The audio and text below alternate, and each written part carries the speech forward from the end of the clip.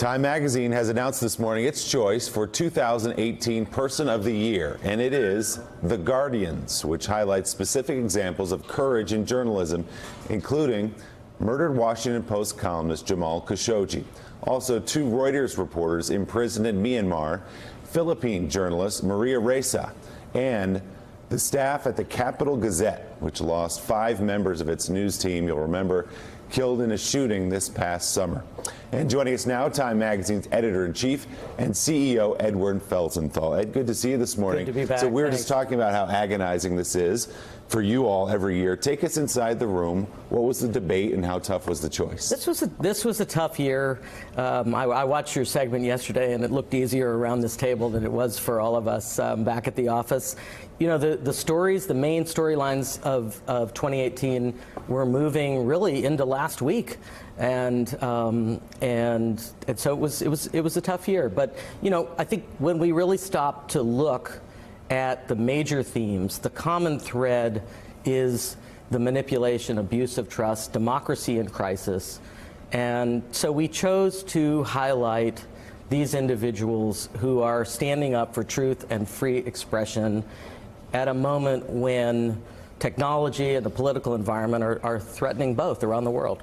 Was there any hesitancy within the debate around the table about this selection, about the self-reverence about the media, ourselves, self-absorption, stuff like that? These are people, all of them, who took great risks, faced unimaginable obstacles, in some cases gave their lives for the pursuit of facts, of truth, and you know, there's an extraordinary quote from Khashoggi in one of his last columns where he says, I still worry, wake up every morning and ponder the choice I've made to speak my mind. This is an existential question for democracy, for freedom that extends well beyond journalism, well beyond Trump, well beyond all of us. I mean, whether it is or not, it's going to be interpreted by the president and his allies as a rebuke of him. He calls journalists enemy of the people. He's very antagonistic towards the enterprise.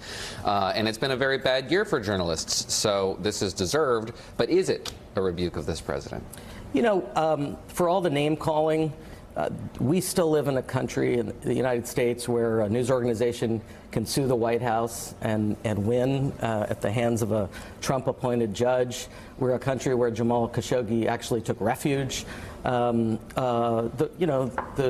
rhetoric, I think there are lots of signs and evidence of it being used by dangerous actors around the world, and that's an issue. But the U.S., for all our trouble, for all the contentiousness, remains a beacon, I think, for hope and for truth and for free expression around the world.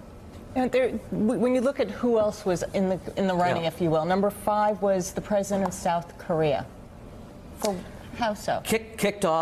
Really kicked off the conversation, brought the North back into the fold. We'll see where it all goes, but a brave and remarkable move, but it's still very much unfolding, which I think is why he landed where he did. But I think one of the main themes, storylines of the year, certainly. When does the in-house debate about the selection process begin? How long does it go on? How many meetings are there? We have it's been nonstop, pretty much 24 hours a day for 3 months. We start with a terrific meeting of the entire staff at the end of September, where we people around the world dial in, and we debate and discuss the people of the year, the themes of the year. It's really a great way to actually, a lot of wonderful story ideas come out of it, but it's a spirited discussion, the entire staff, and over time the circle narrows, but the debate continues.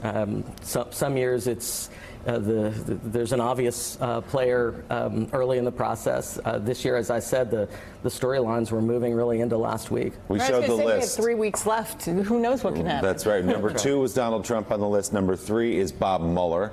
We've gotten drips and drabs out of his investigation. His name may be even more prominent next year, perhaps. We're at the beginning of the crescendo of this story. He has had a remarkable, methodical year, as you all were just discussing in the last segment. about 36 people and entities charged with almost 200 crimes laid out in page-turning detail. The way the Russian influence operation unfolded has certainly had enormous impact on the year, but I think this may well be the big story of 2019. We'll see. And we were saying all this well, you could have a president of the United States every year effectively. You could, especially absolutely. This president, you could make the case for it. So what was the conversation between 1 and 2?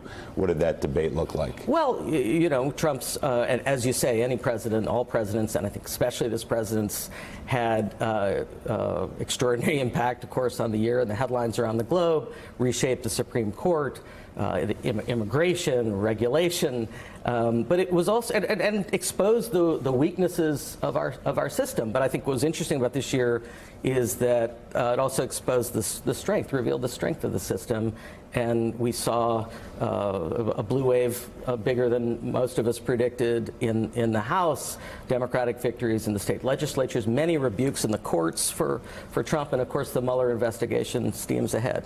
And again, Time Person of the Year, I guess People of the Year this year, The Guardian's journalists around the world. Edward Felsenthal, thanks so much. Good to see you. Thanks. Coming up next on Morning Joe, Timothy Geithner, Ben Bernanke, and Hank Paulson together. We had the rare chance to sit down with those three men who played key roles in getting the country through the 2008 financial crisis.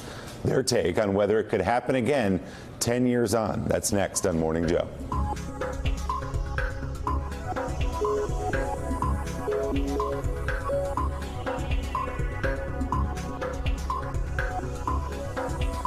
Thanks for checking out MSNBC on YouTube, and make sure you subscribe to stay up to date on the day's biggest stories. And you can click on any of the videos around us to watch more from Morning Joe and MSNBC. Thanks so much for watching.